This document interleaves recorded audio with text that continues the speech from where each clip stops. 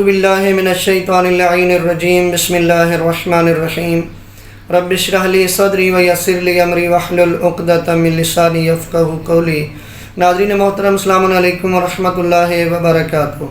ناظرین محترم، سوال ہوتا ہے کہ اگر کوئی مریض ماہ رمضان کی ظہر سے پہلے یا ظہر کے بعد ٹھیک ہو جائے تو اس کے روزے کا کیا حکم ہے؟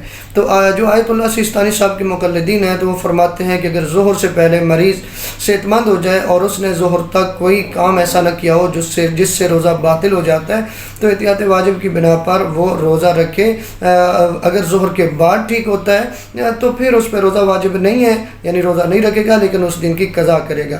لیکن آیت اللہ وحید خراسانی صاحب کے جو مقلدین ہیں ان کے نزدیک یہ ہے کہ اگر ظہر سے پہلے ٹھیک ہو جائے یا ظہر کے بعد ٹھیک ہو جائے، اس دن کا اس پہ روزہ واجب نہیں ہے۔